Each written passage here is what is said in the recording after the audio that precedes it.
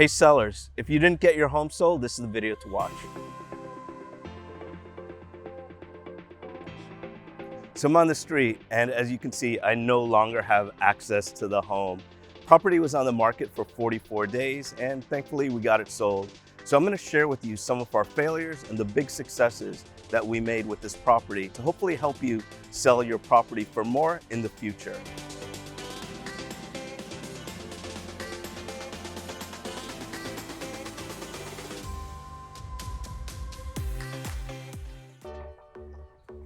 So we're at the park, and I wanted to share with you some of the main events that took place with the listing, the prior listing, and our listing. So first of all, the property came on the market June 22nd of 2022 for $2.99 million. When people go on websites like Zillow, Realtor.com, Trulia, and all these other ones, people look in price bands. So price bands are in whole numbers. So it's going to start at 3 million. It's not going to start at 2.99. So what does that mean? That means that the person that's looking at the property where the listing shows up at 2.99 million, it means that that's at their highest part of their budget. Instead, if the property was listed at 3 million, since it's in both price bands from 3 million on and up to 3 million, you're gonna get those same buyers that were looking at and saw it at 2.99, but you're also getting those buyers that are looking for anything for 3 million or more. And so that's gonna be on the low end of their budget. So it's definitely a bad thing to list it at that. The property wasn't turnkey. They didn't get a handyman to do anything. And people are used to watching these shows on TV where on HGTV, Bravo, where they see these homes that look like these model homes and they look perfect, and it didn't look like that in person. What was even worse is it was virtually staged. So it's almost like Tinder. You see someone, you swipe to the right side and you're excited about seeing them. You go on your first date and you're looking for them, but they're in front of you because they look completely different. So the last thing you want to do is make a house have an impression that it looks a lot better and not do the handyman work, not do the painting and stage the property and then go in and it's completely worse than what you expected. So not getting the property ready was a huge, issue. So typically what most agents do is when a property is not selling, they only look at one thing. They look at the price. And of course, if you keep reducing the price, it's gonna make a difference and you're gonna be able to sell a place. But we try and look at everything. We look at the marketing, we look at the accessibility to the listing. But if you are gonna change the price, you need to have a meaningful price reduction. So in this case, the property at one point was at 2.85 million. The next price reduction was 2.75. And then a little bit later, they reduced it to 2.65. Problem is, if someone sees a property on the market and it's 2.85 million, and they basically say they're not interested in that. When you're looking for the price reduction on a $2.85 million property, you're not hoping that it's 100,000. You're hoping for it to be minimum 150,000, where it makes a meaningful difference on whether you should buy the property or not.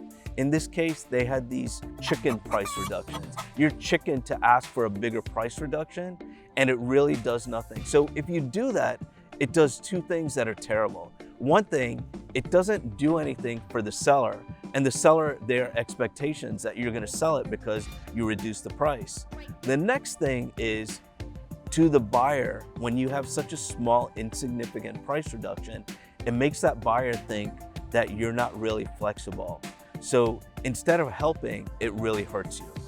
So because of this, because of all those things, it resulted in the property being on the market up until December of last year, so many, many months. It did not sell, and because of that, it ended up hurting the seller tremendously in what they finally ended up getting for the property. So let's go to our team's listing when we got the property. So on January 5th of 2023, we put the house on the market for $2.75 million. On February 13th, we did a price reduction of $250,000. So we lowered the price to $2.5 million. Then right after that, 6 days after, we got an accepted offer on the property. So even though on January 5th, we put the house on the market, we worked really hard about a month prior to that, at least 2-3 weeks. So during that time, we had the stagers come in. We had them give us a quote on what it would be to stage the house. Also, what we did is we had a handyman come in. We touched up the paint, we cleaned, we pressure cleaned. We did a ton of things to make a night and day difference on the home.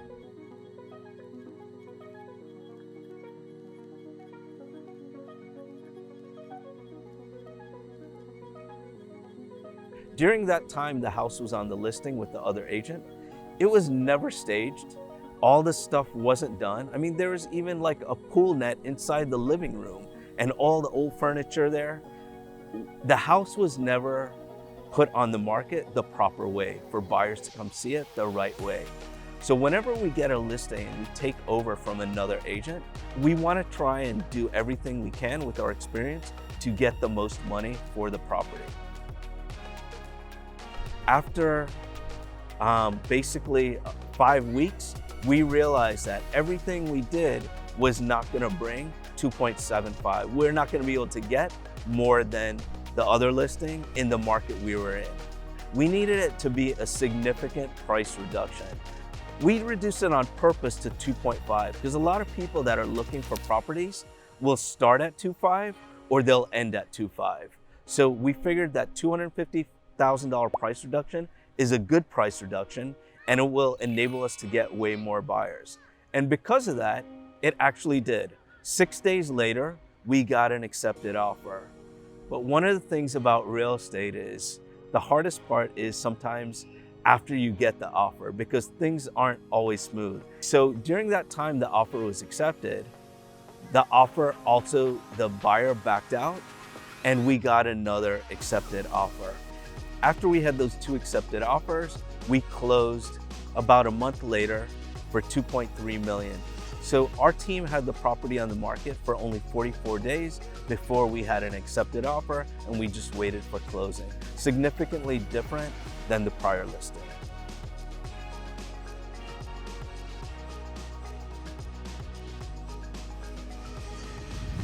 The main thing that helped us sell the property, and I'll break it down a bit, is we looked at things through a buyer's eyes, not through a seller's eyes. We looked at how the market is shifting. We looked at a bunch of things that we don't feel the other agent did. So at the end of the day, there was a huge opportunity cost. Because we were in a depreciating market, where the market is all of a sudden, buyers are pickier about the condition of the home, there was hundreds of thousands of dollars lost because of this.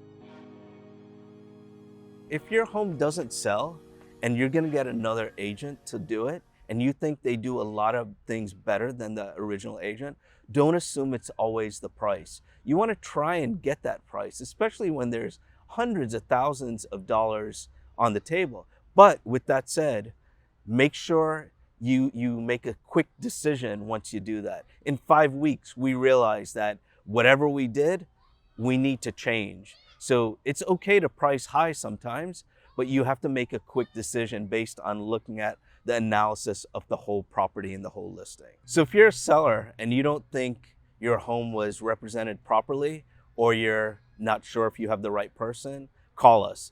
Every situation is different than the other one.